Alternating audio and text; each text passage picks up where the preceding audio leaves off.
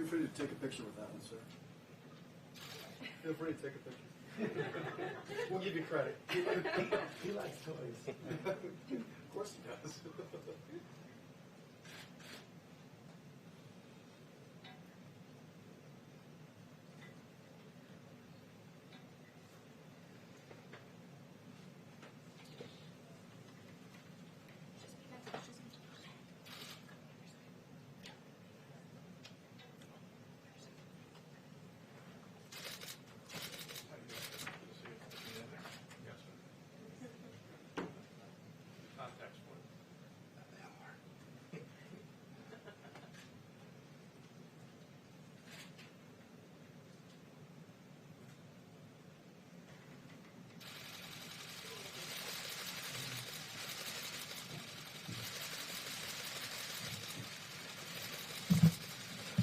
Thank you very much. Thank you.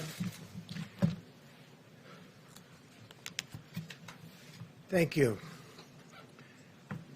This is a holy week when religious believers across the nation will observe Passover, Good Friday, and Easter. Millions of Jewish families begin Passover at sundown tonight, a sacred, unbroken tradition that traces back to the ancient land of Egypt. And on Sunday, we celebrate our beautiful, wonderful Easter, which we all look forward to. And we're going to have many Easters together in churches in the future. We're getting closer. You see the numbers. We're getting much closer to getting our country back to the way it was. We have now an extra 2 countries that have been attacked, 184. They're being attacked as we speak. But we'll all win. At some point, we're going to all win. We're going to do it sooner than people think. Earlier today, I spoke with 10,000 of America's faith leaders to thank them for raising the spirits of our people during these very difficult days.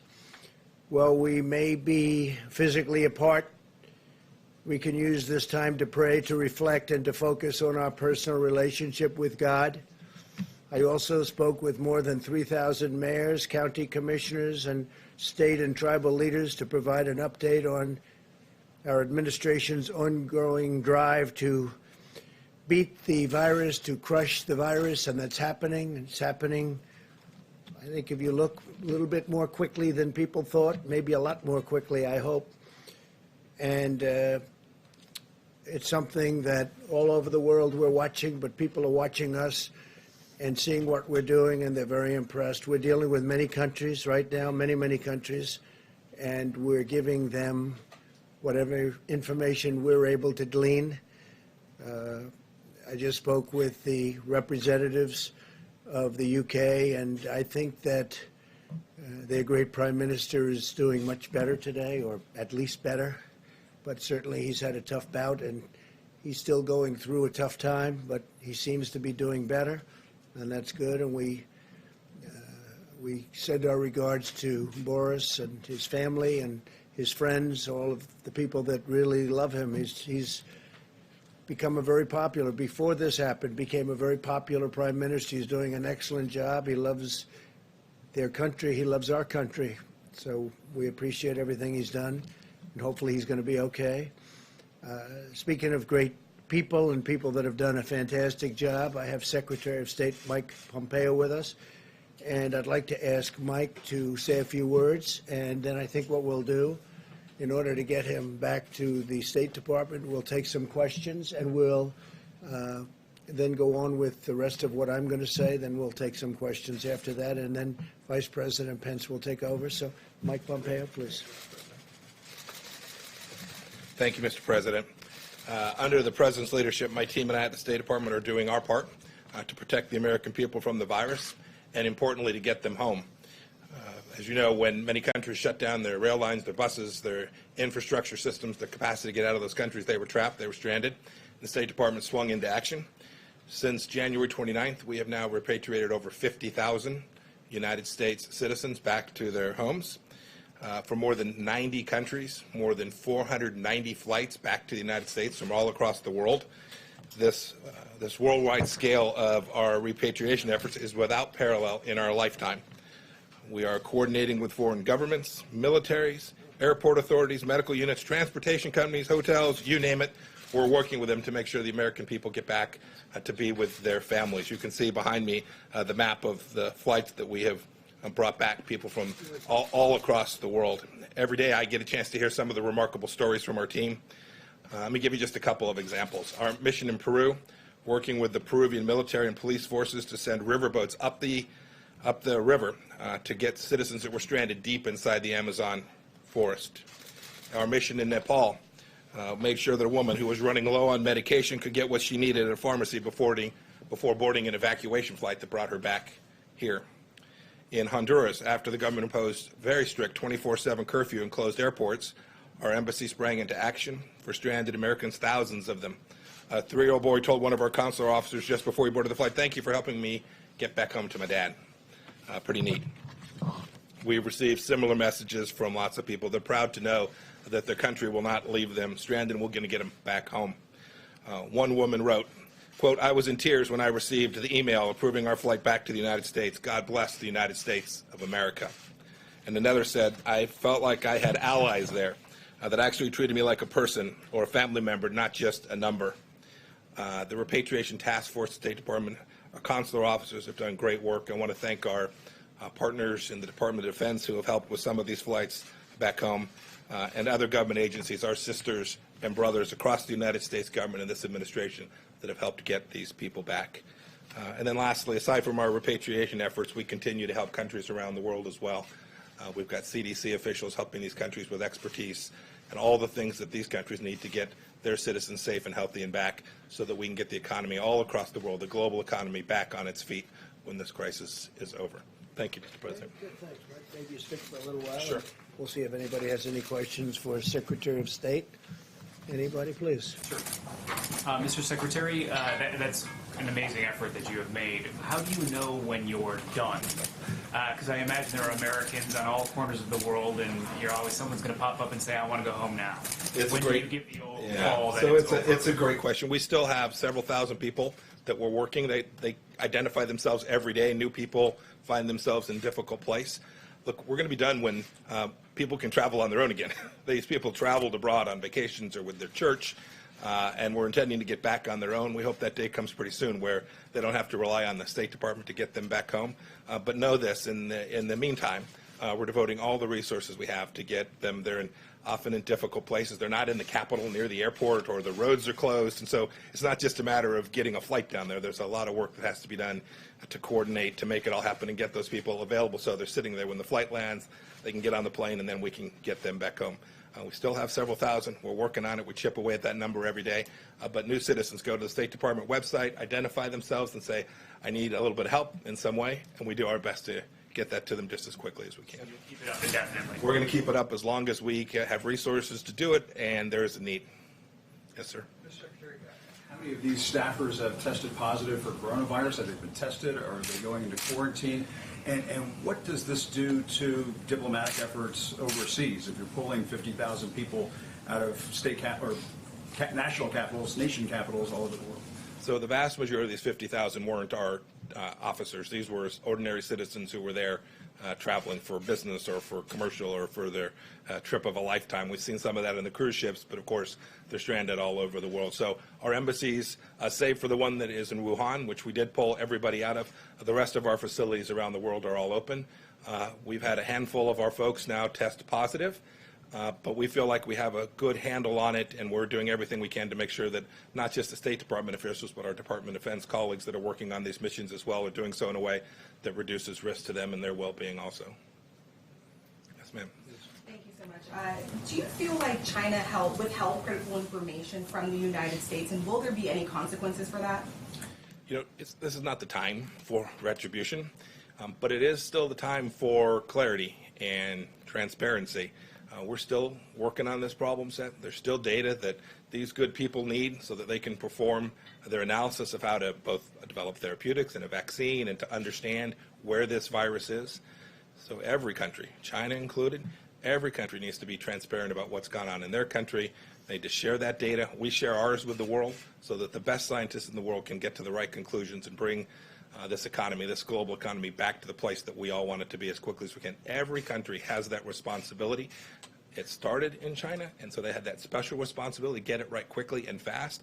Ask every country as we move forward in the days and weeks ahead, make sure we share that. Do it right, do it well. When we do, we'll get this thing back going. Should they have shared their data sooner with the United States? Every country has an obligation to share that information accurately, timely, completely, transparently, and thoroughly, just as quickly as they can gather it. We'll leave for another time to evaluate how everyone did in that. Go ahead, Thank you, President Trump. And Secretary, I have a question. The World Health Organization has a fundraising drive for about $700 million for coronavirus resources. China has only donated $20 million. The United States actually has donated less. So do you feel that China should be giving more to this World Health Organization effort? And comments on the U.S. donation? You want to say something, Mr. President? Just say we help. At this point, we're reevaluating our funding with respect to the World Health Organization. Now, this is very consistent with what President Trump said since the beginning of his campaign. Organizations have to work. They have to deliver the outcomes for which they were intended.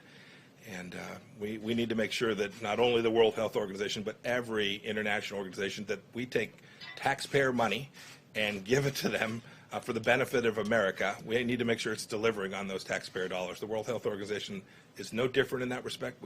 They have to execute on the mission that they are designed to achieve. And we've seen, with respect to the World Health Organization, here we are.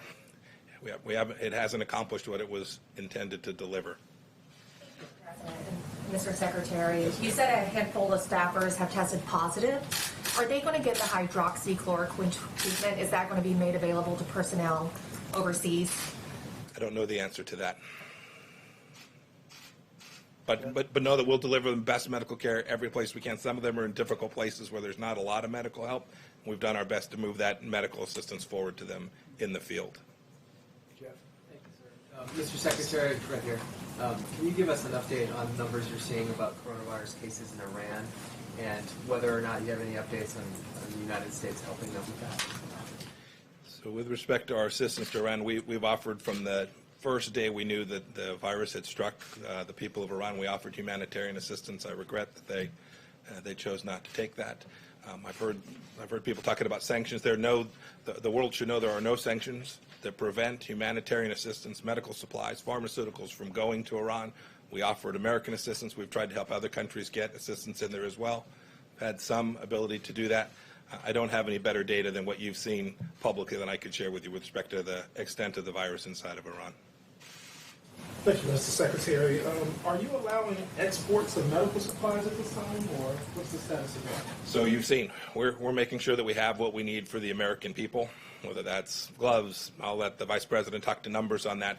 But at this point, what we are doing in terms of assistance is providing what most of these countries need to learn how to do surveillance themselves, to learn how to conduct tests themselves, to learn the things that can reduce the peak in their countries.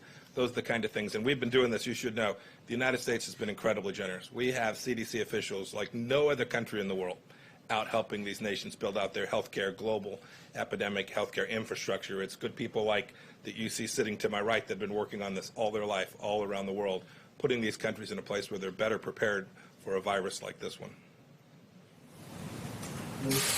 Have any U.S. diplomats or U.S. officials contracted the virus as they've tried to rescue U.S. citizens abroad? Not that I'm aware of. Not that I'm aware of, but there's no doubt. I remember when we sent our team to get our officials and about 800 American citizens, non-government citizens that were living in Wuhan. I remember when we sent one of our first repatriation flights in there. We were very careful. We sent trained professionals in, but they were going into a very, very difficult, very fraught place. We were blessed. They all got back with no one having contracted the virus on that trip. I'm not aware of any of our officials that have had the virus attack them while they were performing their functions, trying to get people back. And we have a number of State Department officials who have COVID-19 now and are working their way through. In fact, we've had 3 fatalities of local employees, not U.S. direct hires, but local people who were working for the State Department and embassies around the world. We've had 3 fatalities so far. So there have been some calls on the World Health Organization for a leadership change there. I was wondering what your thoughts are on that. Senator Martha McSally, for example, has called for Dr. Tedros to resign. I don't want to look. This is not the time to be doing that kind of change. There'll be a lot of time to look back and see how the World Health Organization performed. In the meantime, what our task is to preserve and protect the American taxpayers, to make sure that our resources don't go to places that aren't going to deliver on behalf of the American people in the world. And President Trump and I are determined to do that. Okay. Follow-up. Let's save it. Can we save it? Just a quick follow-up sir, from me on China. You said that China has a responsibility to get correct figures. How would you broadly characterize cooperation with China right now? There's lots of places we've been cooperating, right? They're providing us assistance where we need it. There are places on the ground now where we do have access to the data we need, and we're deeply appreciative of that.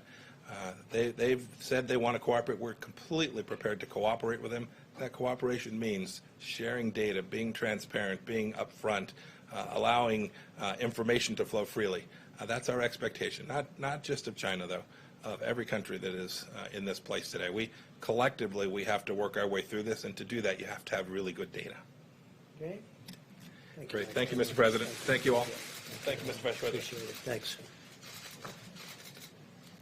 Okay, thank you very much. Just a few days, we've delivered nearly 11 million N95 masks to hotspots around the country, as you know, including 6.6 million to New York and New Jersey, 1.8 million to Chicago, 1.7 million to Detroit, and 837,000 to New Orleans. I spoke with the governor of Louisiana a little while ago, and they're doing really pretty well, much better than they thought.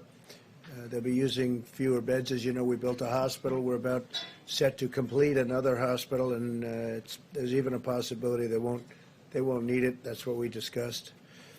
To date, we've shipped out more than 8,000 ventilators, and we have almost 10,000 sitting there ready to go should we need them, and an additional 2,200 newly manufactured ventilators come online on Monday. We're going to be sending them to various locations just in case they need them.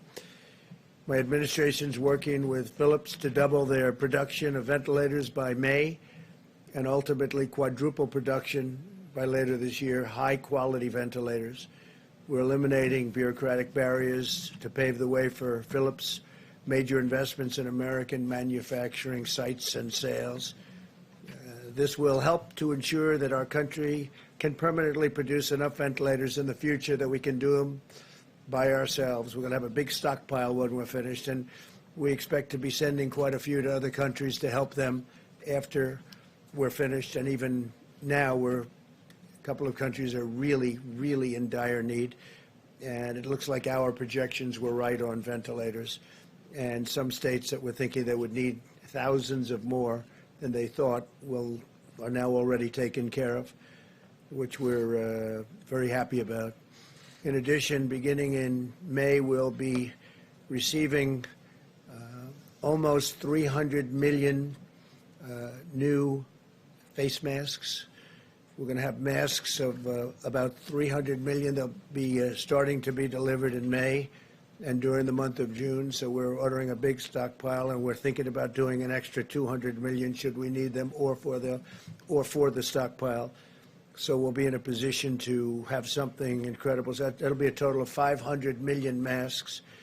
And today, 750,000 new protective gowns landed in Dallas, Texas, as a result of a partnership led by the federal government, DuPont, and FedEx. And that's been a great partnership. That's worked very well. So we have 750,000 new protective gowns, and these are at a high level, very high quality. As American industry steps up to help, so are America's doctors and scientists. 10 drugs are now in clinical trials, and my administration is taking unprecedented actions to make new therapies and treatments available without delay. The doctors, the lab technicians, the companies, I spoke to them yesterday, I spoke again today. They are coming up with things that are, I hope, in the very near future are going to be very, very special, very important. Our national stockpile is now equipped with nearly 30 million hydroxychloroquine pills. So we're up to about 30 million. We're distributing them by the millions. You read about State Representative Karen Whitsett, who I very much appreciate her going public, but she was, I think, very, very much helped by this pill. She saw what I was saying on television. She thought she was in very bad shape. I don't want to go further than that, but you see her story, you know her story. She's a highly respected state rep from Michigan, and I think she did a great service, what she's done. She's in terrific shape. She looks fantastic, and she was very generous with her statements. In addition, the zithromycin and zinc, they say zinc. You should add zinc. Now, it's all has to be recommended by doctors, physicians, but they say zinc. I want to throw that out there because that's where they seem to be having the best result. So you add the zinc and the zithromycin, and it's been, we've had a lot of good stories, and we have almost 30 million doses, so we've got a lot. I want to thank Prime Minister Modi of India for allowing us to have what we requested from before the problem arose, and he was terrific. We'll remember it. Later today, the CDC will release further guidance to help ensure critical infrastructure workers can perform their jobs safely after potential exposure to the virus, and so they're working on that. The question was asked a little while ago about the World Health Organization, and as you know, they made a statement on January 14th, I guess it was, that there was no human-to-human transmission. Well, there was. They probably made that statement in the second or third week of December in addition, but they made it very powerfully on January 14th. And they criticized me very strongly when I said that we're going to shut down flights coming in from China, and especially from certain parts of China, but from China generally. We were criticized very badly. So last year, and for many years, hundreds of millions of dollars has been paid to the World Health Organization, hundreds of millions of dollars a year. And last year was $452 million, and China paid $42 million. Before that, it was $500 million, and China paid less than $40 million. And before that, it was similar numbers in the 400s, 300s, and sometimes even in the 500s of millions of dollars. And China would do proportionally just a small fraction of that number. And I think they have to get their priorities right. And their priorities are that everybody has to be treated properly, every country. And it doesn't seem that way, does it? It doesn't seem that way. So we're going to do study, investigation, and we're going to make a determination as to what we're doing.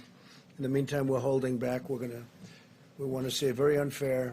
So the United States, $452 million compared to $42 million. That's to the World Health Organization. That's not good. That's not good. Not fair. Not fair at all. And other countries, as you know, also gave very substantially less than the United States.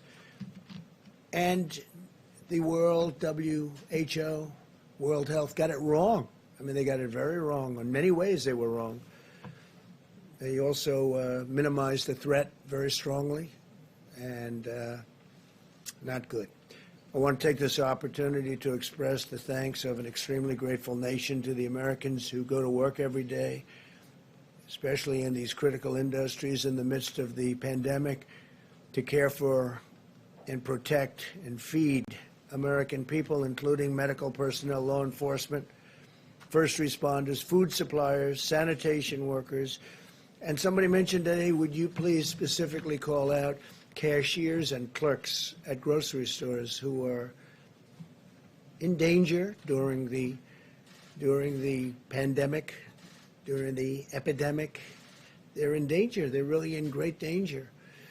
And they've been incredible, and I want to call them out, to cashiers and clerks. We grew up with cashiers and clerks and grocery stores, and they've been great, and they've really been true American heroes. So I want to call them out because they're working hard, and they're working in conditions that aren't ideal, but soon they'll be ideal again.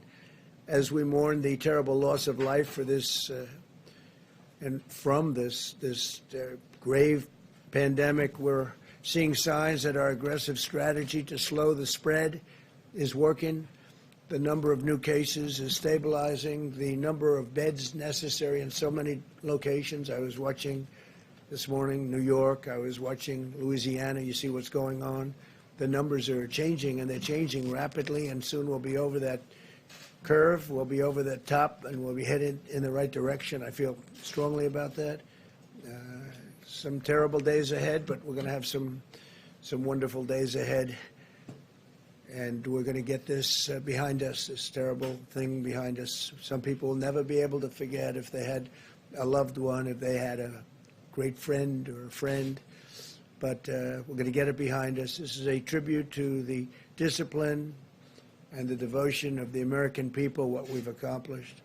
If every American continues to strictly adhere to social distancing guidelines, we can defeat the invisible enemy and save countless lives, so we can do it much more quickly.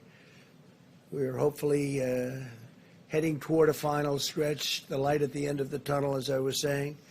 As we continue to wage all-out medical war to defeat the virus, we're also fighting an economic war to ensure we can quickly turn to full financial strength. We have to get our country back. We have to get going. Everybody wants to get going. Yesterday, I asked Congress to provide an additional $250 billion to expand the incredibly successful Paycheck Protection Program. You've seen what's gone on there. It's incredible, actually, which is allowing our small businesses to keep employees on the payroll and get ready for the opening. Like a second opening to protect millions of American jobs, I'm asking Congress to pass additional funding for this program this week as soon as possible. And I think we have pretty good understanding with the Democrats. Hopefully it's going to be bipartisan. We do not have time for the partisan games, and we don't want that, the obstruction or totally unrelated agendas. We want to do this for the small businesses and the workers. And we can do a phase 4, and a phase 4 will be later. This will be an expansion of what we've already done because it's so successful. The $350 billion will be expanded by hopefully $250. And if you look at the kind of loans, thousands, tens of thousands of loans to small businesses, it's a great thing to see. It's turned out to be more successful and more productive than anybody would have thought. But Democrats and Republicans are coming together to get that job done. That's a very important job. In recent days and days ahead, we'll restore America's health and economic might, but also dimensions of our national strength will be brought together, I think we have a chance to be stronger than ever before. We've learned a lot. And we have tremendous stimulus now, tremendous stimulus. And we're going for more. Hopefully we'll be doing an infrastructure bill so we can rebuild our roads and highways and bridges and tunnels and all of the things that we should be doing for our country. We're going to rebuild our country, not other countries where they don't even appreciate it. As our citizens persevere through this present challenge, we're renewing American unity, and we're replenishing American will, and we are witnessing new American valor each and every day. We see it every day. The daring and determination of our people in this crisis reminds us that no matter how hard it gets, no matter what obstacles we must overcome, Americans will keep on fighting to victory, and we will secure the glorious future that our citizens so richly deserve, especially after going through this nightmare, this evil beast. So we're getting very close, and hopefully it will. Hopefully it's on the other side, and it will end soon. And I think it will. And I just think that the people of this country are fantastic. So we'll take a few questions, and then Vice President will take over. Please, go ahead, please. Thank you so much, Mr. President. ABC is reporting that your intelligence committee was warning about the virus as early as November and produced a detailed report about the outbreak in China. When did you first learn about the intelligence, and could you have acted on it then? Well, I learned when I learned about the gravity of it was sometime just prior to closing the country to China. And when we closed up the flights coming in from China and various other elements, and then, as you know, we closed up to Europe, So I don't know exactly, but I'd like to see the information. Yeah, please. President, a lot of Americans want to see businesses reopen, Yeah, get back to so do work. I, more than anybody. So what specifically has to happen for you to feel that it's safe to reopen the country, and what is your plan to do that? Well, I think we can say that we have to be on that downside of that slope and heading to a very strong direction that this thing is gone. Now, we could do it in phases. We can go to some areas, which some areas are much less affected than others. But it would be nice to be able to open with a big bang and open up our country, or certainly most of our country, and I think we're going to do that soon. You look at what's happening. I would say we're ahead of schedule. Now, you hate to say it too loudly because all of a sudden things don't happen. But I think we will be sooner rather than later.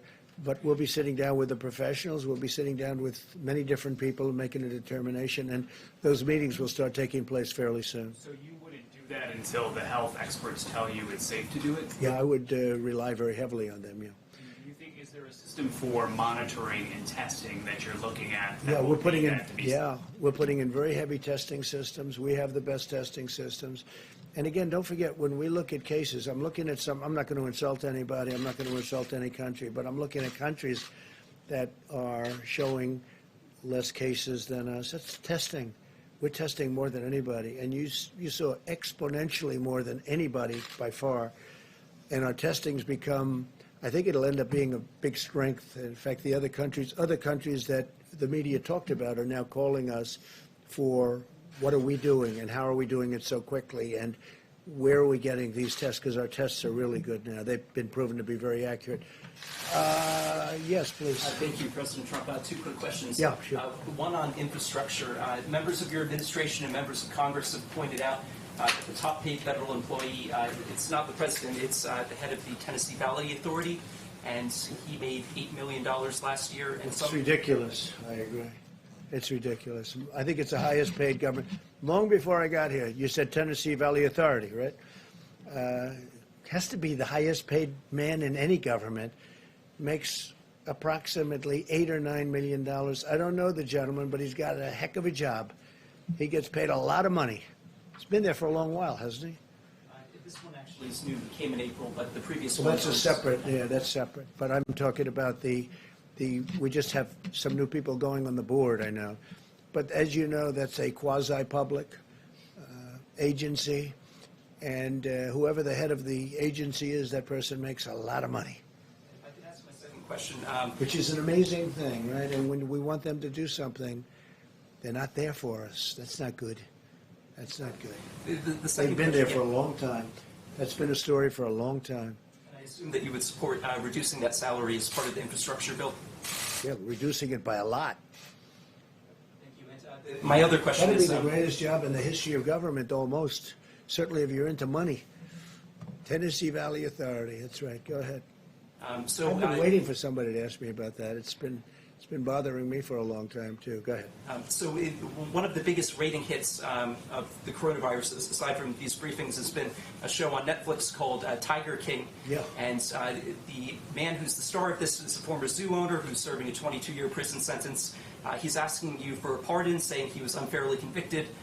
Your son yesterday jokingly said that he was going to advocate for it, and I was wondering if you've seen the show and if you have any thoughts on pardoning Joe Exotic. Which son? It must be Don. I had a feeling it was Don. Is that what he said? I don't know. I know nothing about it. He has 22 years for what? What did he do? He allegedly hired someone to murder an animal rights activist, but he said that he didn't do that, and he was. Do you think he didn't do it? Are you on his side? Well, Are I'm a reporter, I you shouldn't take recommending sides. a pardon? No, I'm not advocating As a anything. reporter, you're not allowed to do that. You'd be criticized by these. Would you recommend a pardon? I'm not weighing in on Tiger I don't King. think you would. I don't think you would. Go ahead. You have a question? I'll take a look. Is that Joe Exotic? That's Joe Exotic. Let me get back to Go ahead. the coronavirus if I can, Mr. President. Yeah. Last week, your top experts were saying that we should expect 100,000 to 240,000 deaths in this country. You've been talking about how it looks like maybe things are plateauing. Are these numbers now being revised downward? I know you don't want people to stop social distancing and that sort of thing, but what can you tell us about the numbers? Are they being revised? My impression, Jim, is those were the numbers that were set, and they were set as an expectation from quite a while ago. I think we're just doing much better than those numbers. If either of you would like to talk about that, it's a fair question. You want to come up, Deborah? I know Dr. Redfield says. Yeah, so I think all of you, many of you have done the analysis of the same models that we utilized. And if you do the models of the models, you end up with that range. At the same time, we carefully looked at Italy and Spain, and we are doing much better in many cases than several other countries. And we're trying to understand that. We believe that our healthcare delivery system in the United States is quite extraordinary. I know many of you are watching the Act Now model and the IHME model and they have consistently decreased the number, the mortality from over almost 90,000 or 86,000 down to 81,000 and now down to 61,000. That is modeled on what America is doing. That's what's happening. And I think what has been so remarkable, I think, to those of us who have been in the science fields for so long is how important behavioral change is, and how amazing Americans are in adapting to and following through on these behavioral changes. And that's what's changing the rate of new cases, and that's what will change the mortality going forward, because now we're into the time period of full mitigation that should be reflected within the coming weeks of decreasing mortality. I mean, that's what we really hope to see. We are impressed by the American people. And I think models are models. I've always worked on validating. I spent my life validating models all over the world, and that's why we do surveys and surveillance, and we make sure that what we think is right is right. I think this will change how people look at respiratory diseases, because it will change what is possible when the globe, and particularly the American people, do this level of mitigation. And I think, as I talked about yesterday, we are still in awe, really, of the American people's strength in this and following through. If I could just ask Yeah, I'm going to do that. I'm going to ask Bob to come up just for a second. Director, I think that's it. We've done, they have done, everybody has done, everybody a great job. So those were original projections, and we don't want to say anything about beating it yet, but I think we will have a very good chance to beat them very substantially. Bob, please. Thank you, Mr. President. I just want to add to what Ambassador Burke said. I mean, this is a consequence of the commitment of the American people. You know, a lot of us have always had challenges changing behavior, whether if it's exercising regularly or different habits with smoking. When it affects us, what's been remarkable to watch here is how the American public has changed their behavior when it protects the vulnerable. I think that's really what I'm so proud to see. Mr. President, just a follow-up on something from yesterday and a quick just yes or no question. Yesterday you said you had not seen Peter Navarro's memo on coronavirus back in January, February 23rd. Were you ever briefed on those memos? Did you ever discuss those memos with anybody? I don't remember that. I've now seen the memo. I saw it. It was, Peter sends a lot of memos. I didn't see the memo. As you know, World Health was saying that was not correct because at the time they called it wrong. But I didn't see the memo, but I acted as quickly as people were shocked that I acted so quickly, and everybody thought I was wrong because I did act so quickly, as you know, with respect to closing the borders, with respect not only to China, but with Europe. I closed the borders, and I think that was very important. But no, I didn't see the memo at the time, but I have seen it since. Yeah, please. One other quick Wait a minute, question. let me do a couple of others. We'll go back. The head of the World Health Organization today warned against politicizing. I agree with that. He said that consequence of this politicization could actually create more body bags. It's a pretty vivid image. I mean, what do you believe the consequences of the U.S. pulling out its funding of the WHO? Well, I think when you say more body bags, I think we would have done, and he would have been much better serving the people that he's supposed to serve if they gave a correct analysis. I mean, everything was, I said, China-centric.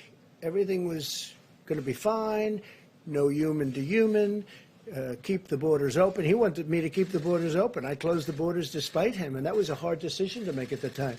We were all together. We made a decision against the World Health Organization.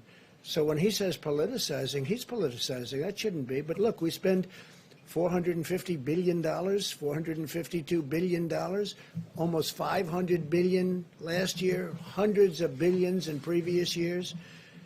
And they got to do better than that. They got to do better. When you talk about politics, I can't believe he's talking about politics when look at the relationship they have to China.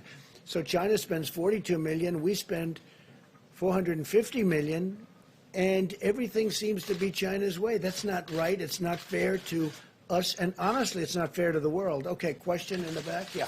Thank you, Mr. President. There's breaking news today, a couple of reports from a couple different outlets that Jared Kushner's team is seeking to create a national coronavirus database, a tracking system for patients who've been diagnosed. Now, his spokesperson said that that's not true. Yeah, it's not. I have never heard about it. Doesn't sound like a bad idea, actually, but I have not heard about that. Be okay with it if it I don't know if I'd be okay. I have to see it, but it sounds very scientific, and it sounds like it could be good based on tracking, but it also has to do with rights and lots of different constitutional questions. I have not heard that at all. So some people are concerned it would be like the post 9/11 Patriot Act, that it ultimately led to the FISA abuse. Are you concerned FISA about abuse, that? of which I was the one abused, and a couple of other people, in all fairness. No, I don't know anything about it. I haven't heard it. I mean, I'll speak to them. I don't think so. They would have told me. I would have known about it. Please. Thank you, Mr. President. The Nevada delegation is unhappy because smaller casinos and businesses that make profit from gaming in Nevada found out they're not eligible for the CARES Act PPP money. Is this, and I talked to one member who said You mean because of the number of employees? Because of the number of employees. And yet they're small businesses. And they thought gaming would not be treated any differently than any other business with this. Was this Well, an I could look at oversight? that. I could look. It's a great state, and I will take a look at that strongly. Are you talking only the smaller casinos? Yeah, I'll take a look at that. Fine. I don't mind that. Please. Yeah, we'll take a look. Yeah, we haven't heard. Nobody's told me about it, but I'll look at it. It's a great state. They do a great job, so I'm going to look at it very strongly. I understand what they mean. Please. Thank you, Mr. President. Turning to the economy, what if you urge Americans to go back to work and they don't listen to you? Would you leave that up to the governors, to businesses, to citizens to decide when it's safe to stop social distancing? Well, when you say they don't listen, I think they're going to listen. They want to go back. Everybody wants. They're going stir crazy.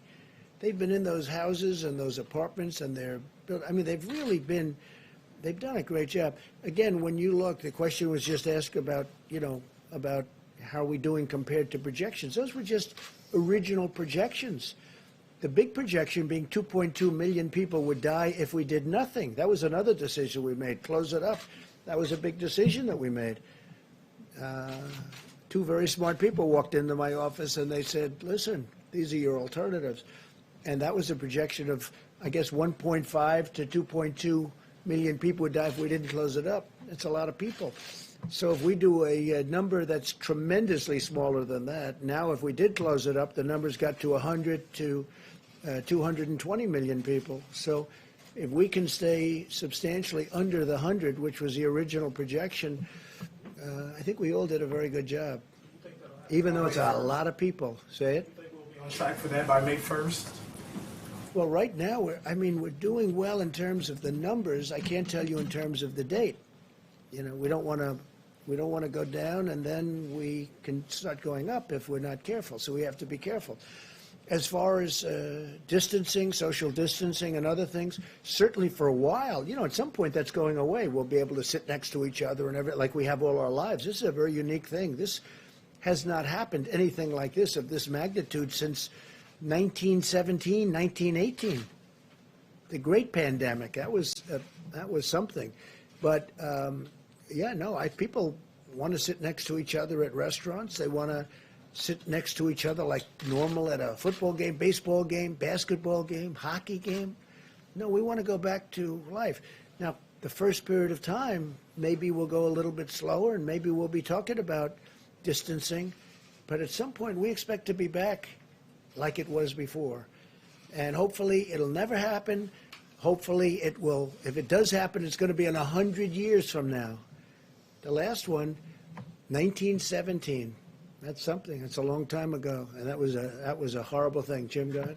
Yeah, I wanted to get back to something you were saying yesterday about people going to Wisconsin and voting in the middle of this pandemic, really putting their lives on the line. And you said, well, if they do that, vote by mail, perhaps we'll have voter fraud in this country. I just wanted to ask you, voters in 5 states, Utah, Colorado, Hawaii, Washington, and Oregon, all vote by mail. Can you or the White House staff or your campaign provide any evidence to back up your claim that mail-in voting is rife with fraud, like the example you gave of people working in rooms filling out false ballots?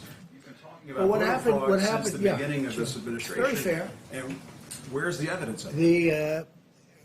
I think there's a lot of evidence, but we'll provide you with some, okay? And there's evidence that's being compiled, just like it's being compiled in the state of California, where they settled with Judicial Watch, saying that 1 million people should not have been voting. And you saw that? Did you, wait, excuse me. Well, I'm just telling you. I'm telling you, in California, in the great state of California, they settled, and we could have gone a lot further. Judicial Watch settled where they agreed that 1 million people should not have voted, where they were 115 years old and lots of things, and people were voting in their place. What I see, and every one of those states that you mentioned is a state that happens to be won by the Democrats. And if you have a position like me, where it's registered, you're here, and we're voting someplace where I'm not. I haven't left the White House in, I guess, months, other than to, ask a ship to, wave it goodbye to New York, which, by the way, is now going, as you know, being used for the purpose that we're talking about, which a lot of people wanted. Wait a minute. Voting doesn't work out well for the Republicans. Well, so it hasn't. Isn't your concern It really certainly just political? hasn't. But if you're a senior citizen and if you're somebody that needs it, I'm all for it. But they have to be very careful, because the things with bundling and all of the things that are happening with votes by mail, where thousands of votes are gathered. And I'm not going to say which party does it, but thousands of votes are gathered, and they come in and they're dumped in a location, and then all of a sudden you lose elections that you think you're going to win. I won't stand for it. Well, we're going to find out about the proof, because you're going to see what's going on. And I'm not going to stand for it. Our voting system, first of all, we should have voter ID. When you vote, you should have voter ID. And if you send something in, you should be sure, as a state and as a country, you should be sure that that vote is meaningful and it's not just made fraudulently, because there's a lot of fraudulent voting going on in this country. This country should have voter ID. Okay, let's do another one. Go, please. Mr. President, the only way that we can track these millions of doses of hydroxychloroquine that are being distributed across the country is through the eHealth data system. How systematically is your task force watching this? Well, I think it's very systematic. Yeah, we're distributing the hydroxy all through the country. It's being distributed in large amounts. We have it coming in now. We were up to 29 million doses. Then we went to 30 million doses. But we have it coming in all throughout the country, and much of it's being distributed. In fact, it'll start going down what we have in our stockpile. And again, it's had, I hope it works. Again, I'm not a doctor, as you possibly have found out. I'm not a doctor, but I'm a person with common sense. And we've had some very good results over the course, including a woman who just reported it 2 days ago. Yes. Through the eHealth data system, are they? I think no. We're looking to provide it in many different ways. In many ways, in certain instances, we've been asked. In the case of Michigan, we've been asked who the governor of Michigan would like to. I think she's become a big fan of it as a medication, as something that's going to help with this horrible virus. And we're delivering it to the governments of various states when they ask. So certain states are asking, certain governments are asking, and we're delivering it directly to the government. Yeah, please go ahead. Thank you very much, Mr. President. We know many people around the world are paying close attention to this press conference. So on behalf of Where are you from? Media, Where are you from? I'm from Taiwan. Good. Yes. On behalf of Foreign Media Group, I'd like to ask you 2 questions. First question is that the French President Macron called Iranian President Rouhani and say that Europe has started to ship the medical goods to Iran. will you consider Medical goods? Yes. That doesn't bother me. Yeah. So will you If think? they're sending medical goods to Iran, it doesn't bother me. No. Okay? Yeah. So the other question is that the world also paying attention to the U.S. election. So we are also we know that Bernie Sanders has dropped out I today. did see that today. Yeah. Well, he didn't really drop out. He didn't really. What about his delegates? I mean, he said he's going to keep his delegates, and which is sort of interesting. He's going to keep his delegates, and he'd like to get more. Now, is he dropping out or not? That's not dropping out. When you keep your delegates, and then you want more delegates before you get to the convention, that's a weird deal going on there. I don't know what's happening. And I don't know why President Obama hasn't supported Joe Biden a long time ago. There's something he feels is wrong. Why isn't he'll come out? I'm sure he's got to come out at some point, because he certainly doesn't want to see me for 4 more years. We're not. We think a little bit differently. You know what? I'll tell you. It does amaze me that President Obama hasn't supported Sleepy Joe. It just hasn't happened. When's it going to happen? When is it going to happen? Why isn't he? He knows something that you don't know. That I think I know, but you don't know. So it'll be interesting. But with Bernie, I saw his standard fare today. I watched. And I hope that a lot of Bernie Sanders people, just like they did last time, we got a tremendous percentage of Bernie people. And I think they voted for me largely because of trade, because Bernie and I agree on trade. We agree that the United States has been ripped off by virtually every country they do business with. The difference is I've done a lot about it, and I'm doing more about it. And we've made incredible trade deals, including USMCA, the deal with China, and then all of a sudden that gets disturbed by this virus situation. But China has to spend almost $250 billion on purchasing our products, $40 to $50 billion with our farmers. And the Bernie Sanders people are big believers on what I'm saying on trade, and I got a lot of them in the last election that surprised people, but it didn't surprise me. No, those are great people. They're great people. But I just, look, I'm looking at Bernie Sanders. I watched this morning, and I said, what is that all about? Mike, you saw that, the delegates. He's not giving up his delegates. He's keeping them, and he said he wants to get more of them. And I think he's doing it to negotiate, I assume, but I don't know. That's a hard thing to do. Yeah, Jeff, go ahead. Mr. President, OPEC is meeting with Russia tomorrow and some other countries to discuss oil prices. Yeah. Oil prices are at $23 a barrel. Oh, that's good. Finally, somebody knows something when they ask a question. What is your message to them ahead of their meeting tomorrow? Will the U.S. consider a coordinated cut of production here? I don't think, look, we already cut. You know, we're like very market-oriented. If you look at Texas, and if you look at North Dakota, and if you look at some of our states that do this very well, they've already cut way back. You know, they cut back automatically. But in the case of Russia, in the case of Saudi Arabia, they increased production at a time when you didn't need it, and then they got hit by the virus, which knocked out 40% of the market. And now they're flooded with oil. Look, I just say this. You have 2 countries that are getting hurt very badly. Russia's getting hurt. That's their primary source.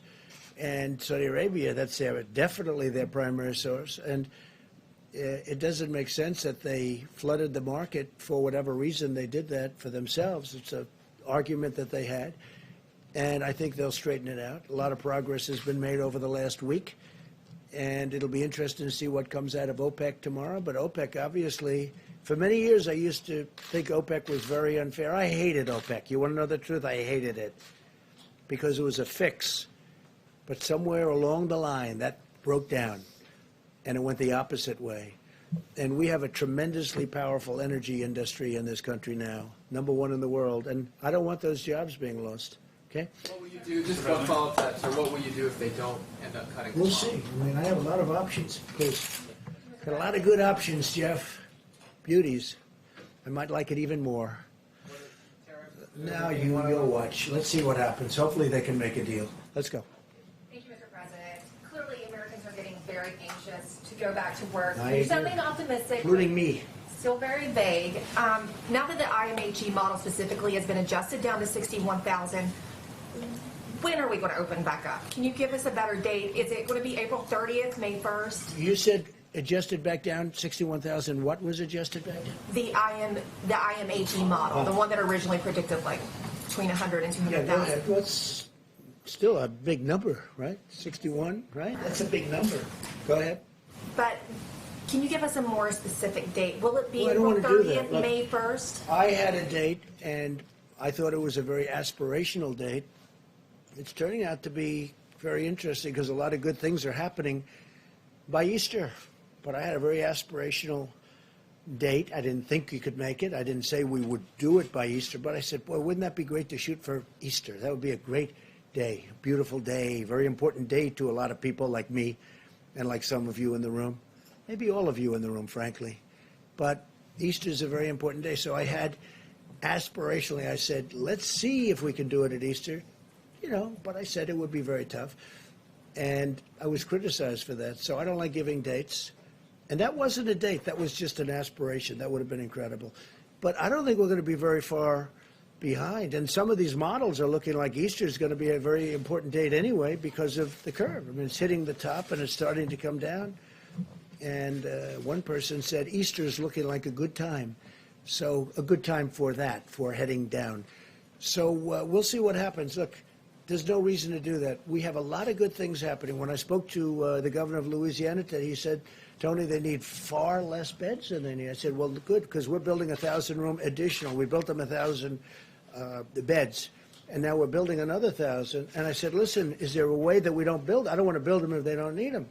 In New York, the Javits isn't too heavily used. It's ready to go. 2,900 beds. Plus, we now have the ship set for COVID if they want to use it, and we're using it for Governor Murphy in New Jersey. So we'll see what happens. But, you know, the numbers are coming way down. The ventilators, we're all set. We have a lot to go if we want, but I'm not getting calls where they need ventilators anymore. So we were right on those ventilators. I'd love to have additional ventilators for some of the countries that are our allies and our friends. And even if they're not our allies and our friends, you're saving human lives. But I'd love to see if we had some. I mean, we're making a lot of ventilators right now. We have and they take a while to make, and they're very expensive, and they're very complex to make. But I'd love to be able to help other countries once we're taken care of. But I just sent 100 ventilators to Colorado, and that was great. A senator there who's a terrific senator, Cory Gardner. And he called me last night. He said, could you get 100 ventilators for Colorado? And we just sent them out, and they'll be there very shortly. So, but it looks like we're in great shape from the bed standpoint. It looks like we're in great shape from the ventilator standpoint. And you just heard I ordered 500 million masks, 500 N95s and others, and surgical. But we ordered 500 million masks, 300 and 200. And they're going to be here very shortly. So we're really in great shape. And we started off with an empty cupboard. So I'm going to leave the vice president and his group to handle it, and I will see you probably tomorrow. Okay? Thank you. Thank you very much. Thank you. You don't have any investments in hydroxychloroquine? No, I don't. Okay. No, thank you. Good question. You all can come up if you want. I'll be brief. Well, good evening, everyone, and to our fellow Americans out west, good afternoon.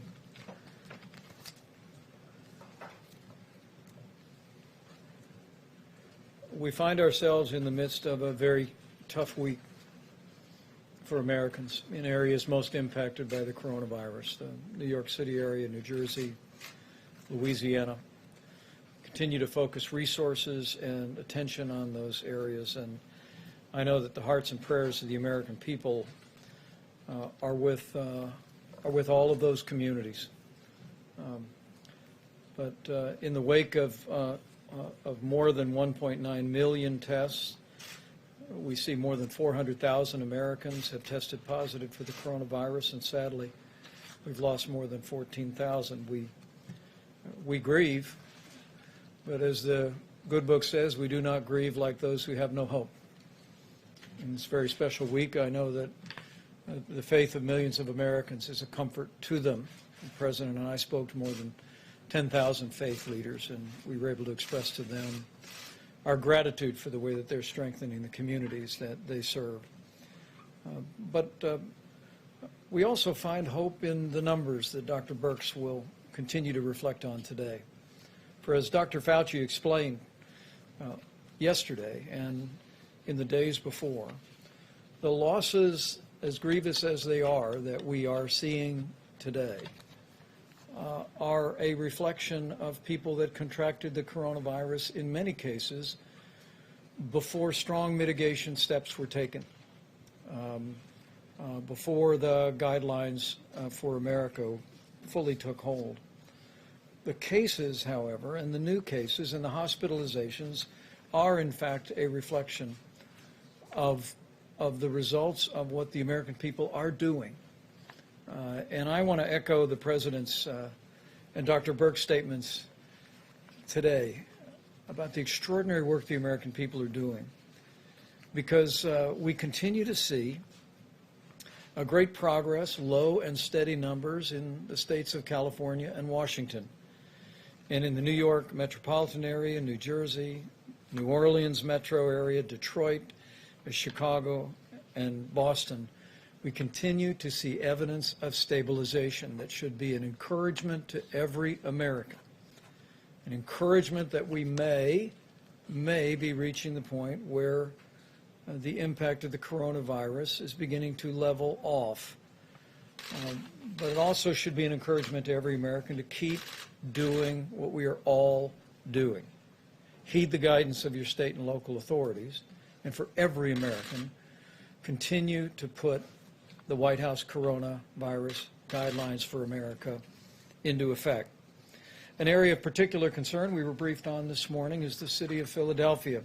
I spoke today to Governor Tom Wolf, and as we begin to see early trend lines in Philadelphia, I assured him that we were going to continue to flow resources and support to that community, but our message to the people of the Philadelphia area is now more than ever practice the social distancing so that Philadelphia and to some extent even Pittsburgh do not have to endure what other communities before them have had to endure.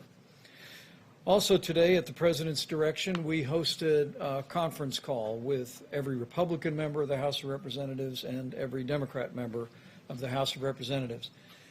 And we express our appreciation to Speaker Nancy Pelosi and Leader Kevin McCarthy for convening these forums. We brought together key members of our task force team. The Secretary of the Treasury discussed the progress that we've made on paycheck protection. He reported to members of Congress that so far we're working with more than 3,600 lenders across the country, and we've dispersed more than $98 billion in forgivable loans. Now, these are loans that if small businesses accept this money and use it to keep people on their payroll over the next 2 months, they'll be completely forgiven. Treasury tonight will be issuing a new FAQ, Frequently Asked Questions document, that will also make it clear that lenders may use their own closing documents for completing loan applications. And that information is available at treasury.gov and sba.gov as well. Dr. Birx and Dr. Fauci briefed the members of Congress today on the latest data. They'll both reflect on that in a moment. We also had Admiral John Polovchik talk about our control tower system and the extraordinary flow of supplies to critical areas across the country. We also briefed on the disbursement of resources to local hospitals with SEMA Verma and gave them an update on what the Secretary of State spoke about today. It's remarkable to think more than 50,000 Americans brought back home through nearly 500 flights. And we thank the members of Congress who have worked with the State Department to identify family members and groups that found themselves stranded overseas, and we were grateful for that. In addition to our interaction with members of Congress today, we spoke with the president of the Henry Ford Hospital, Bob Riney. It is the Henry Ford Hospital that is conducting a clinical trial for hydrochloroquine. He expressed great enthusiasm for the work that they had done. They had a they had a rather overwhelming response to the initial trial, which is beginning this week with 3,000 people taking the hydrochloroquine or a placebo so they can match it. But what the president of the Henry Ford Hospital told me is they'd like to expand the test. I put him in touch with Steve Hahn and the FDA, and we'll be adding several more clinical trial paths to look at impacts on particular demographic groups, including seniors and minority populations, and more on that in just a moment. In the category of supplies and support, the President, as of today, has signed 52 major disaster declarations. Vermont was the latest approved, and states have stood up some 27,000 National Guard that are aiding in coronavirus response. On the critical subject of ventilators, we do have currently more than 8,000 ventilators in our strategic national stockpile, and distributed more to the Navajo Nation and to Colorado today. But also today we received the good news that the first delivery of newly manufactured ventilators from General Electric and Hamilton arrived at the strategic national stockpile, and as the President said, we'll be adding newly manufactured ventilators to our resources to be available as the coronavirus epidemic reaches critical communities around the country. On the subject of the air bridge, 4 flights scheduled to arrive today, primarily focused on gloves for our incredible healthcare workers. One flight alone had nearly 19 million gloves, another 8 million, another 15 million, and the like. And the American people, I think, would be very proud to see this vast array of now well more than 50 flights that are bringing in supplies from all over the world. And again, working through FEMA, we're directing those resources with the guidance of our scientific experts to the communities most in need. As we announced yesterday, the White House Coronavirus Task Force has requested that CDC and our team assemble data on the unique impact that we're seeing reported on African Americans from the coronavirus. Dr. Fauci spoke about it yesterday, and will reflect on his perspective on that as well. Tomorrow, with the Surgeon General and others on the White House team, we'll be speaking with leaders in the African American community. And as Dr. Fauci will reflect, there have been historic challenges in the health care of the African American communities, particularly in our inner cities. And now more than ever, I'll just say from my heart to all of our African American family members, now more than ever, practice the guidelines. Look after those most vulnerable, people that have underlying serious health conditions. It's more important than ever that we all put those principles into practice. Finally, today, I'm going to have, after we hear from Dr. Fauci and Dr. Birx, I'm going to ask Dr. Redfield to step up, because today the CDC will be publishing new guidance on essential critical workers who have been exposed to COVID-19 but don't have any symptoms, don't have a temperature, and don't have any reason to believe that they have the coronavirus. At the present moment, the guidance is that if you have been in proximity to someone who did test positive for the coronavirus, that the guidance of CDC is that even with essential critical workers in industries from healthcare to food supply, that we ask people to stay home for 14 days. The new guidance tonight will hopefully make it clear that there would be an opportunity for those people playing such an incredible role in our nation's response to be able to return to work and to do so safely.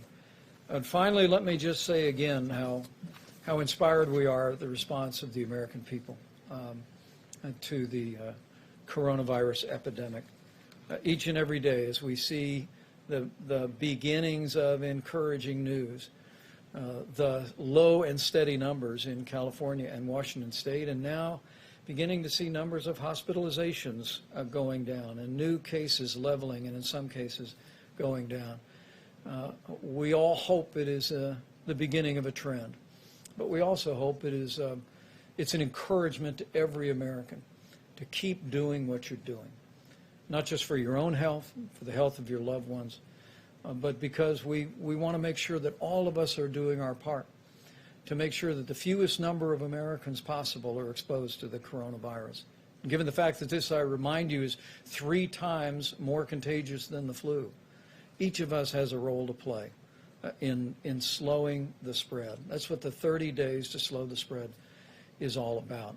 It's about protecting your health. It's about making sure that our healthcare workers and our healthcare system is not overwhelmed by the coronavirus, and ultimately it is about saving lives. We talk about the numbers, and I'm going to ask Dr. Birx to come up and reflect on them, but I think all of us know this is one American at a time. It's one heartbreak at a time. Having lost loved ones in my life, just like everyone here and everyone looking on, we want to work every day to make that number of losses the lowest possible. And it will take all of us to do it and to keep doing exactly what we're doing through today. Dr. Birx. Thank you, Mr. Vice President. I just want to start where the Vice President left off. I come out of the services, Army. We always talk about honoring the fallen, and I think for every American, what we can do now to honor the fallen that have fallen and given their deaths to this horrible disease, to the healthcare workers that are in the front lines trying to save every single one, to honor them, and to honor our elders and the individuals that we know are at the greatest risk for bad outcomes. We all need to continue to do our work. Yes, the number of cases is stabilizing, but I do want to go through those numbers with you because we talk about these as micro epidemics in metro areas and in rural areas. So in the New York metro area, which includes obviously northern New Jersey, Connecticut, and Rhode Island, there are still 11,000 new cases per day, and their positivity rate on their testing is still in the 40% plus range. So there's still a significant amount of disease there, and everyone needs to continue to follow the guidelines. New Orleans metro area, 800 new cases per day, but a seropositivity rate on their testing of 28%. Detroit metro area, 1,400 cases per day, 26% positivity. Chicago, 1,200 cases per day, and 18%. Boston, 18% positivity, 1,100 cases per day. Denver has fallen to 180 cases per day, but still has 15% seropositivity in their testing. California and Washington have stayed stable at about Seattle, 350 cases per day. On the LA metro area, 800 cases per day. But their test positive rates are remaining in the 9% range. And so this really gives us some idea of what it takes. They have been continuously mitigating.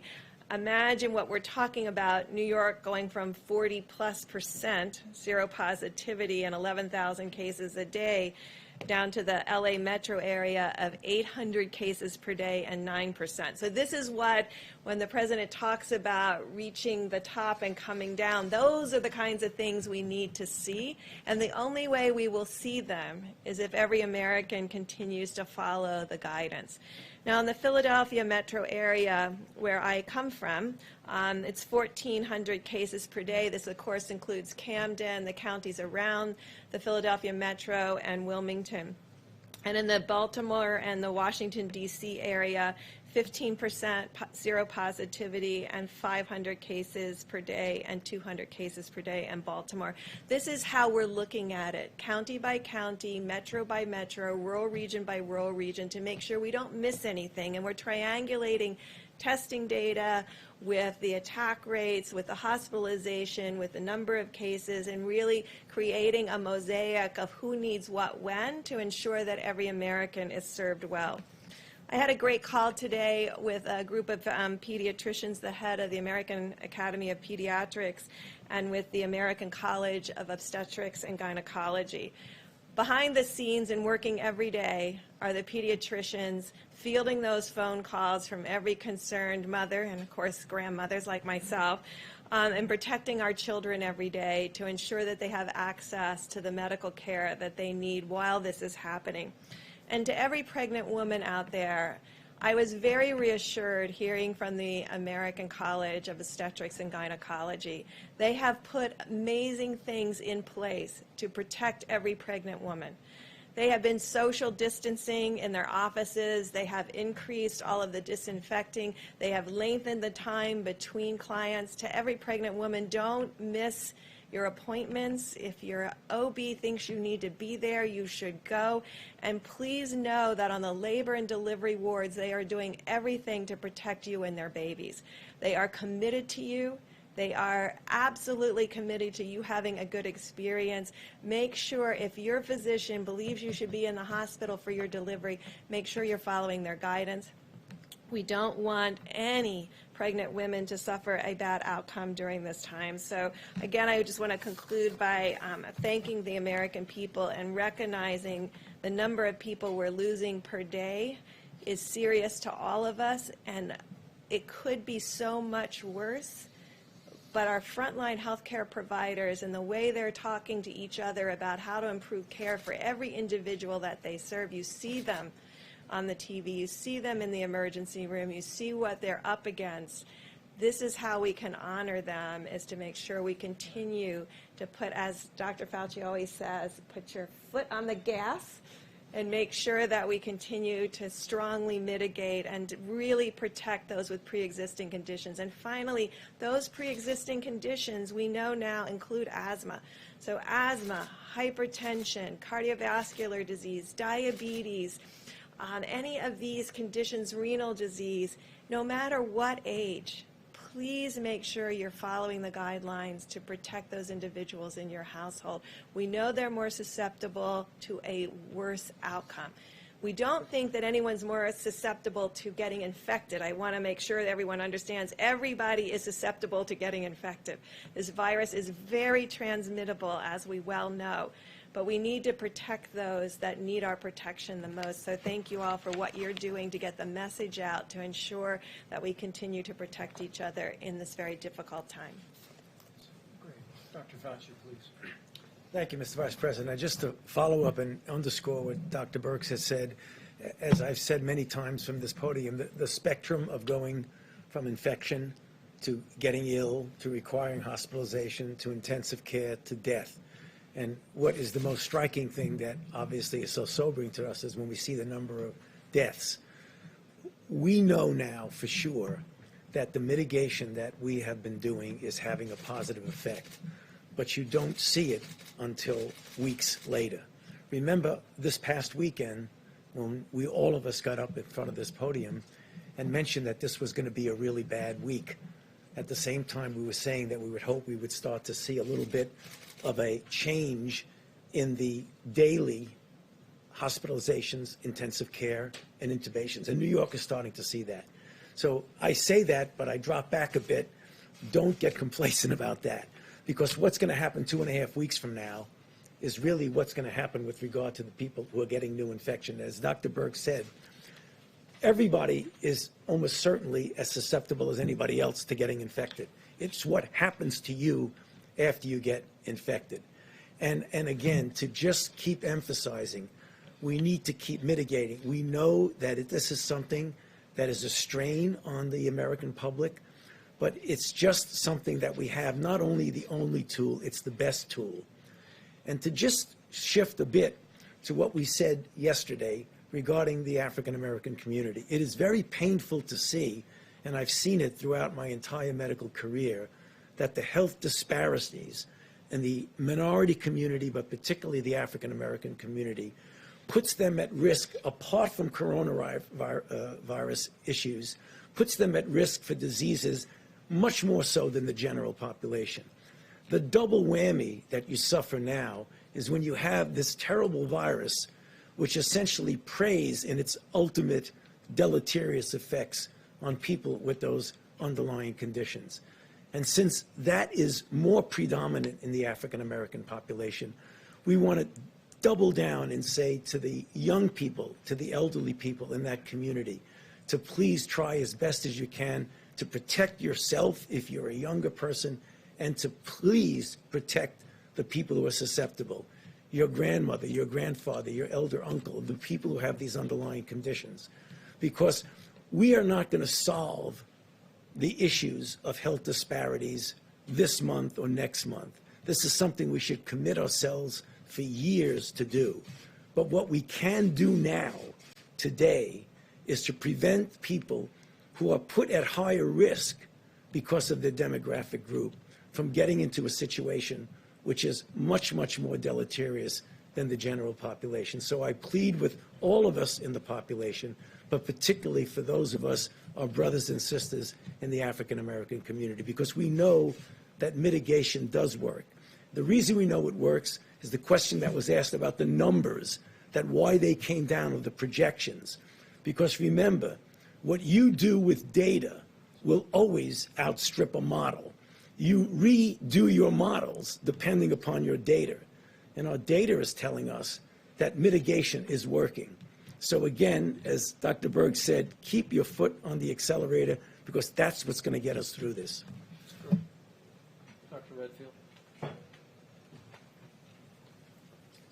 Thank you, Mr. Vice President. I just wanted to follow up. One of the most important things we can do is keep our critical workforce working. And I think you heard it said that we have many different critical workforce industries in this country. Obviously, first responders, healthcare workers, but as you heard, it's also individuals who help maintain our food supply, et cetera. And so what CDC has done is that we've really looked at the essential workforce and how to maintain that workforce, particularly at this time as we begin to get ready to reopen and have confidence in bringing our workforces back to work. And so we've put out a new guidance for essential healthcare workers who've been exposed to the coronavirus. These are individuals that have been within 6 feet of a confirmed case or a suspected case, and so that they can, under certain circumstances, they can go back to work. If they're asymptomatic, as the Vice President said, they could go back to work if they do several things, as we say here. Take their temperature before they go to work, wear a face mask at all times, and practice social distancing when they're at work. What we'd ask them not to do where they're at work is we want them to stay at home if they're sick. We want them not to share objects that would be touching their face, and we would like them not to congregate in break rooms, lunch rooms, and crowded places. And in the second slide, if we're talking to the employers of these critical industries, we would ask those employers to take the employee's temperature and assess their symptoms before starting them back to work. If the employee does become sick, we want them to be sent home immediately. We'd like them to increase air exchange in the buildings and increase the frequency of how they clean common surfaces, and really begin to get these workers back into the critical workforce so that we won't have worker shortage in these critical industries. So that's the new guidelines that CDC will be posting today. And those will be available at cdc.gov. And thank you, Dr. Redfield. And we'll have questions for anyone on the panel, please. Just a couple things to clarify. The 500 million masks the President mentioned that are being developed, are those for healthcare workers, or are you planning to actually hand out masks to the American public? I think the focus has been to make sure that our healthcare workers and our healthcare system has the supply. And with regard to what we're gathering from literally around the world and from manufacturers in the United States is first being deployed to states and to hospital systems. But I must tell you that whether it be the Haynes Company or other companies, we're seeing manufacturers in America that are recognizing the growing demand for masks by the American people, and are spinning up production literally by the hour. But our focus, our continuing focus, is on making sure that healthcare workers have the personal protective equipment to do their job safely and provide the level of care that every one of us would want. Thank you, Mr. Vice President. Kansas Governor Laura Kelly says that she has put in 7 requests to FEMA for supplies from the stockpile, and those have not been fulfilled. So will Kansas be getting any of the ventilators, because the request included ventilators? And does she need to be calling the White House instead? Have you spoken with her directly? I've not spoken to the governor directly, but I'll reach out this evening, certainly. In our conference call with governors this week, we spoke to them about the approach that we are taking. You know, traditionally, governors are accustomed to when a hurricane strikes the Gulf Coast, when wildfires strike out west, when flooding or tornadoes hit in places like Indiana, you're accustomed to have a declaration of emergency approved and then resources flow from FEMA.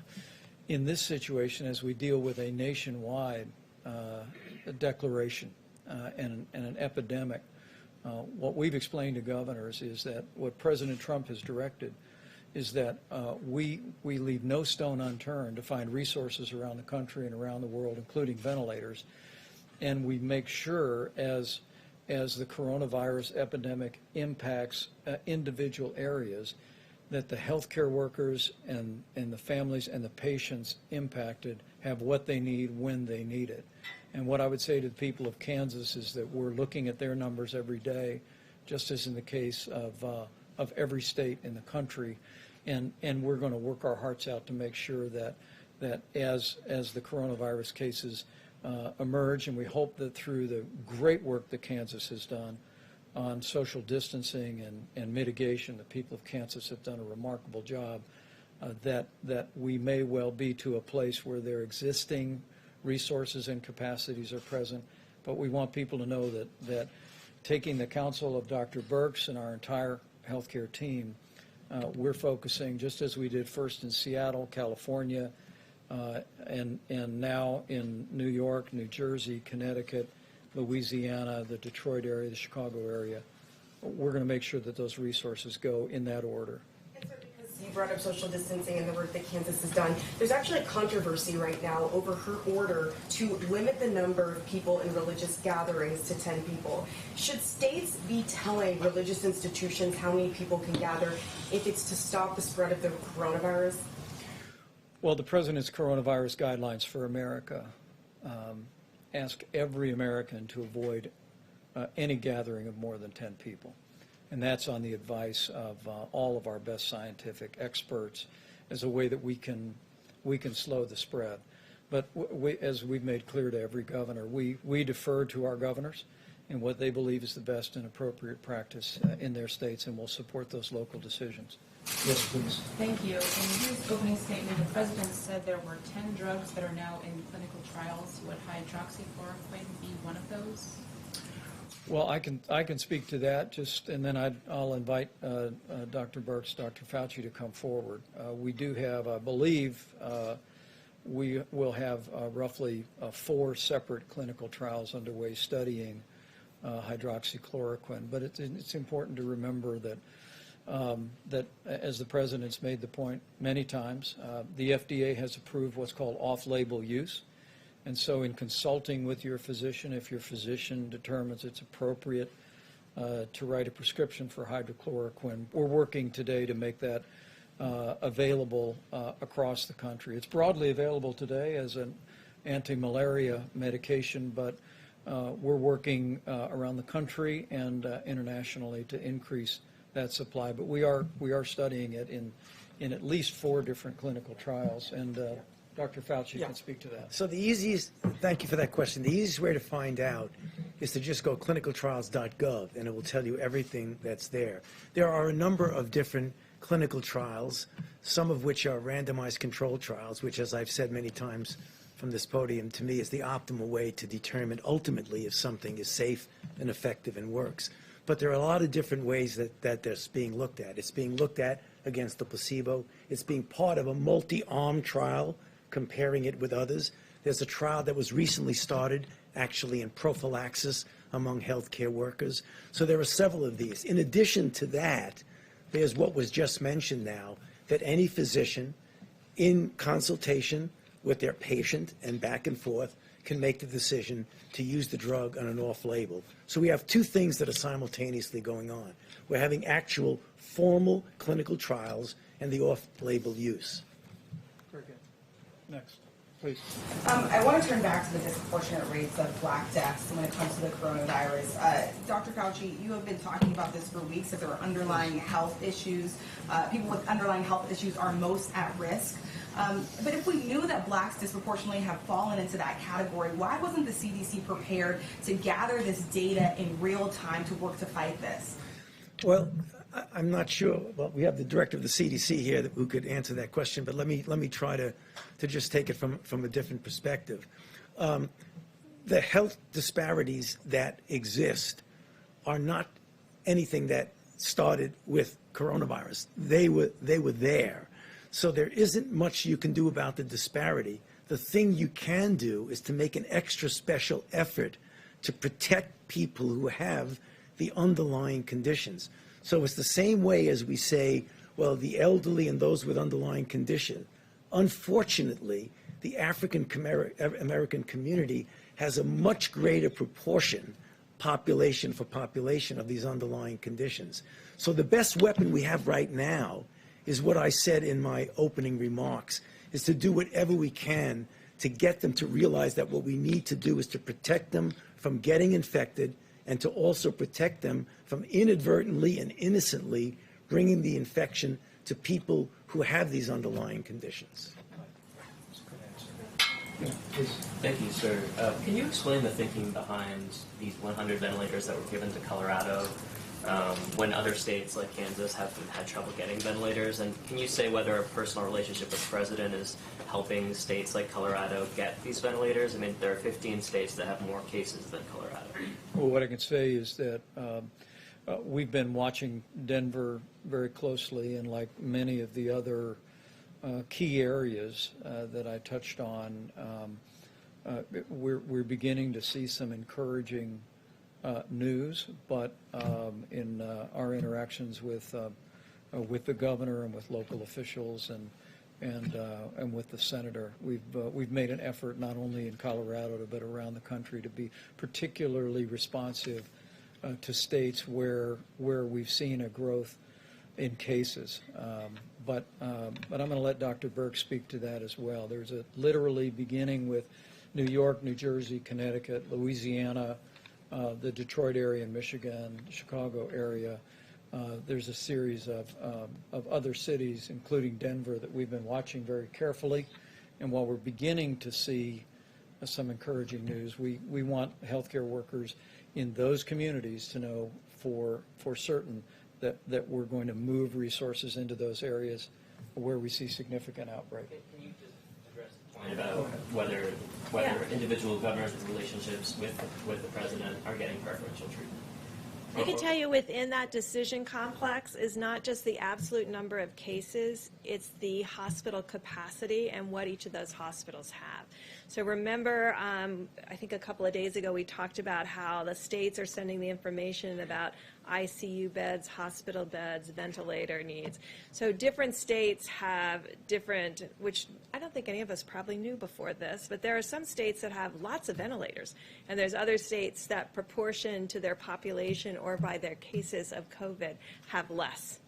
And so I'm sure Denver and Colorado fit into that model where there were hospitals that had less ventilators proportionally and were needed for the cases that were seen. So that's the kind of analysis. So every state that has a few cases more than Colorado have all received ventilators except for, I think, Texas, and that's just because they are just starting. Remember, Colorado was one early on the curve, so they have many more people have moved through that progress and are in need of ventilators.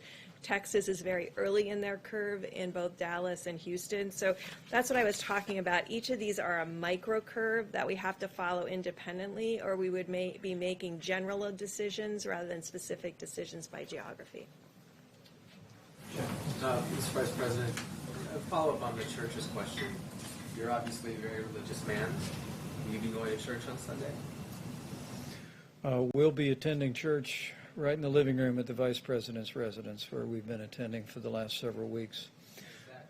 The advantage is we get to go to our home church in Indiana.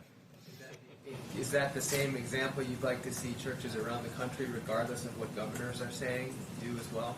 Well, I think the President's coronavirus guidelines for America are very clear, that during this 30 days, we're calling on every American in every state, first to listen to your state and local authorities, but right after that, to avoid gatherings of more than 10 people, avoid unnecessary travel, use drive-through at restaurant instead of going into the restaurant.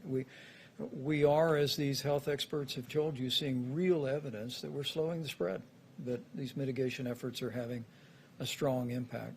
And tonight, as many people, even at this hour on the East Coast, are beginning to sit down to a Seder dinner.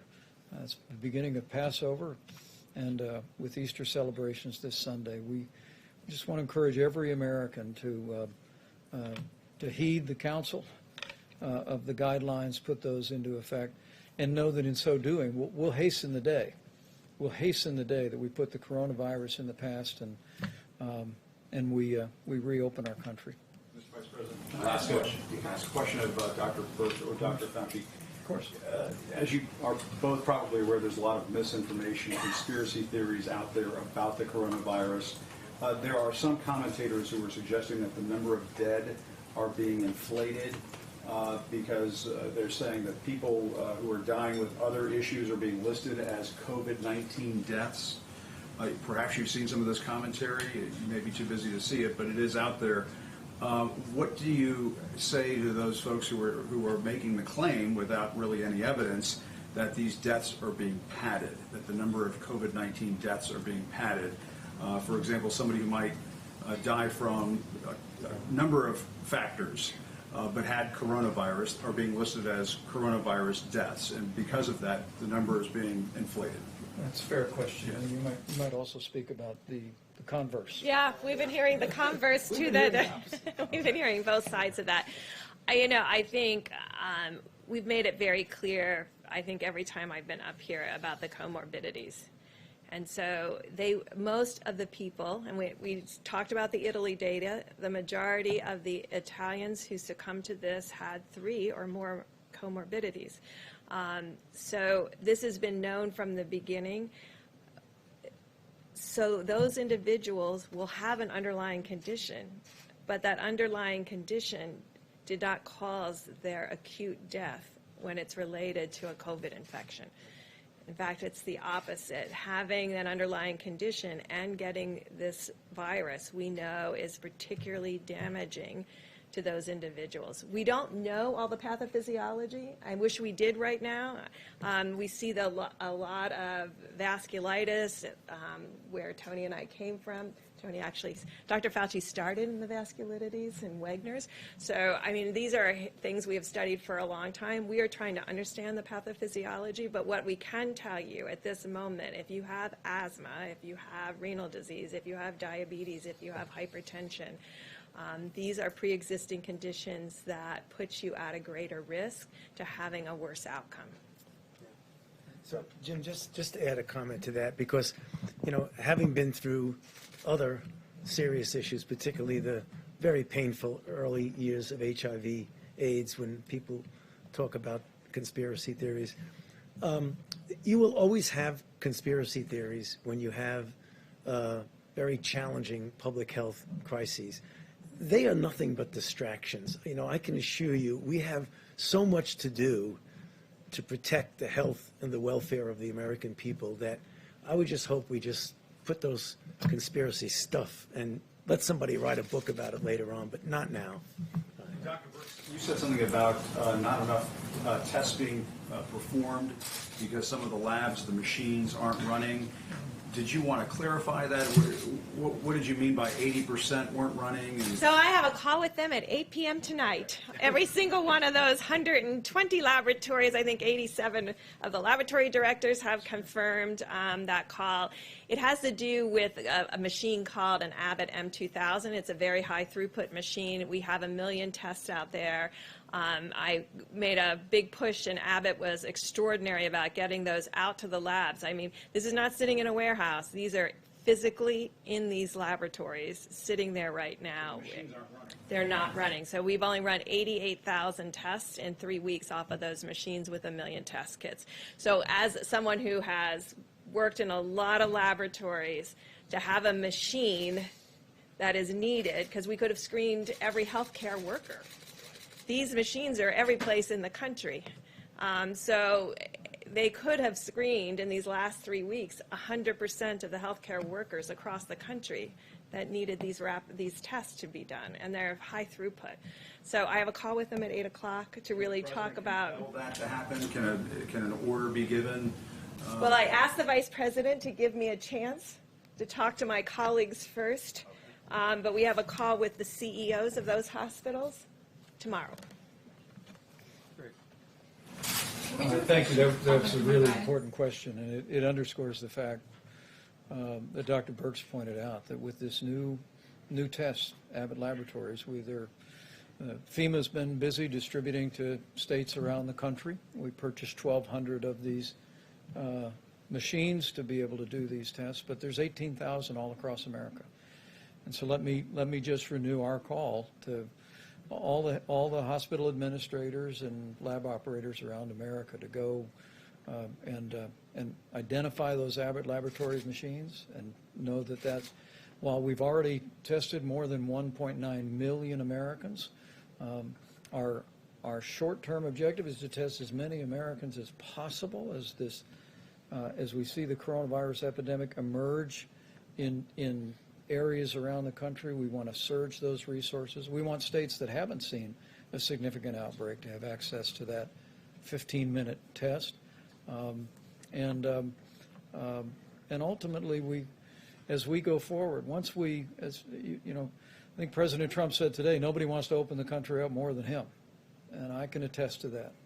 But we're going to open it up when we can do so responsibly, putting the health of America first, and to reopen America and to stay open America.